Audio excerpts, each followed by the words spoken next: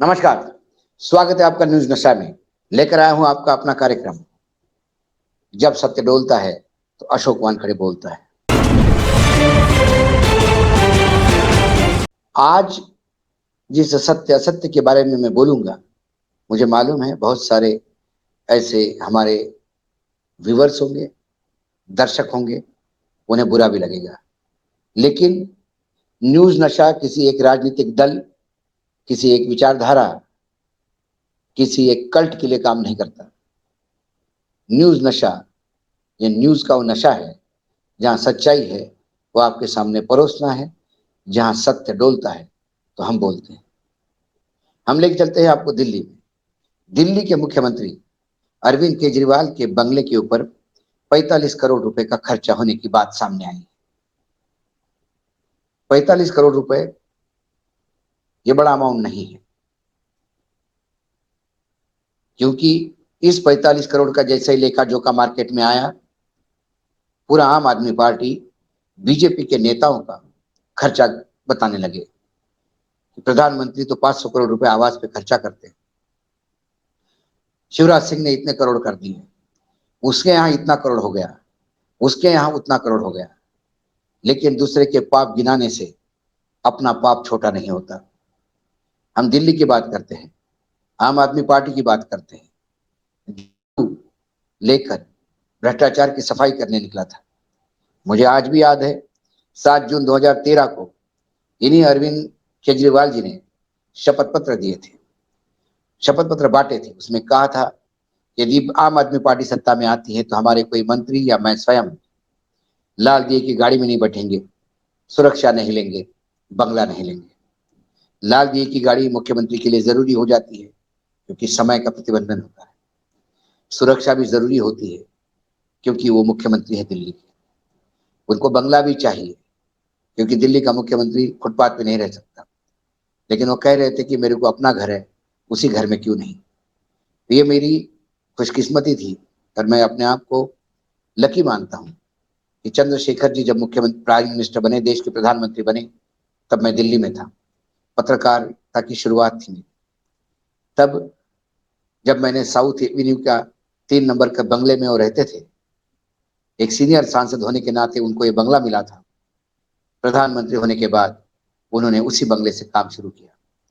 उसके बाद भी वो उसी बंगले में रहे। प्रधानमंत्री के कार्यालय या बंगले में शिफ्ट होना उन्हें मुनासिब नहीं समझा, कि उन्होंने कभी कहा नहीं था कि मैं प्रधानमंत्री के बंगले में नहीं जाऊंगा।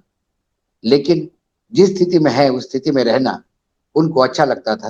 बिना बोले उन्होंने करके दिखाया। लेकिन यहाँ बोल के भी क्या हुआ। संजय सिंह हमारे मित्र हैं, लेकिन उनकी मजबूरी है कि अपने मुख्यमंत्री का बचाव करना। उन्होंने कहा कि वह बंगला जर्जर हो चुका था।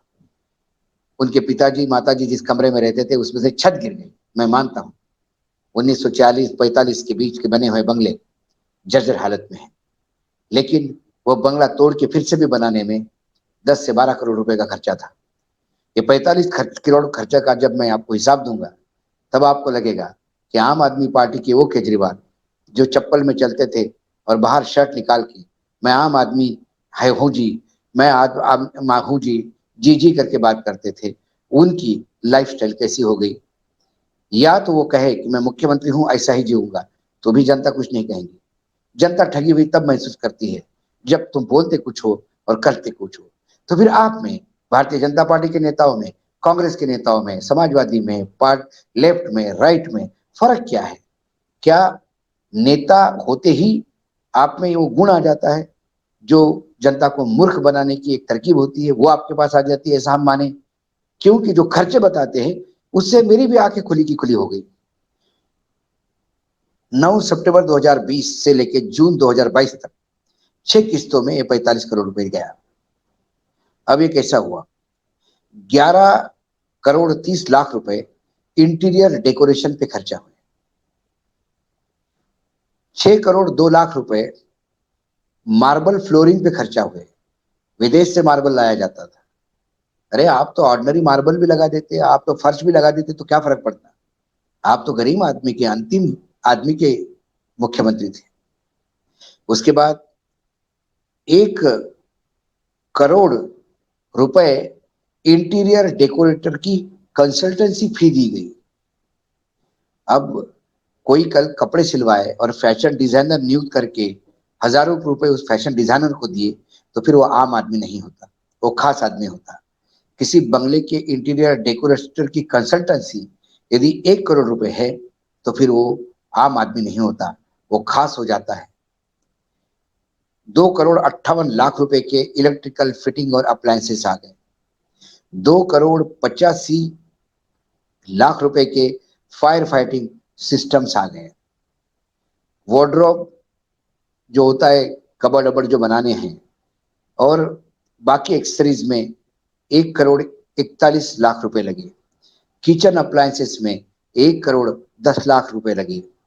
इसके अलावा भी 9,99,00,000 रुपए में से जो सैंक्शन अलग से हुए थे, उनमें से 8,11,00,000 रुपए कैंप कार्यालय के और आधिकारिक आवास के ऊपर रख रखाव में हुए।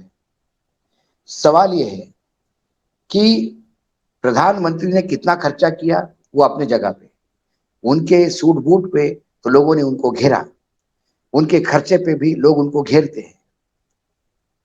लेकिन क्या जो खबरें मार्केट में आ रही हैं कि लाखों रुपए के कर्टन लगाए गए हैं, क्या आम आदमी पार्टी का मुख्यमंत्री लाखों रुपए के कर्टन लगा सकता है?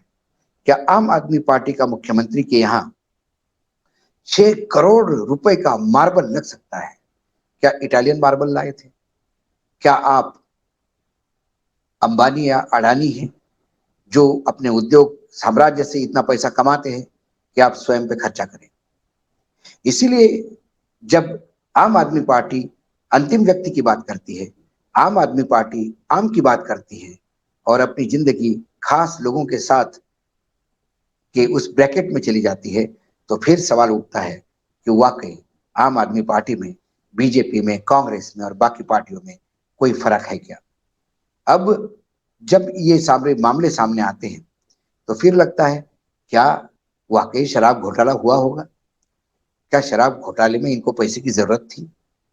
जो आदमी करोड़ों रुपए के मार्बल पे चलने का आदी हो, उसको पैसे की लत लगे, यदि ऐसा मैं कहूं तो फिर इसमें झूठ भी नहीं होना चाहिए। क्या भ्रष्टाचार के आरोप जितने भी लगे वो सही है? क्या विरोधी पार्टियां जो बोलती है उसमें कुछ तथ्य है?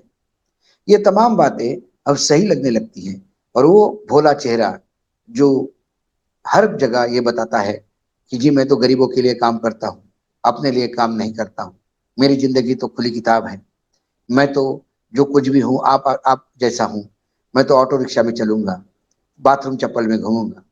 वो आदमी की लाइफस्टाइल सही में, मैं मानता हूँ मुख्यमंत्री को ऐसा रहना है तो रहिएगा।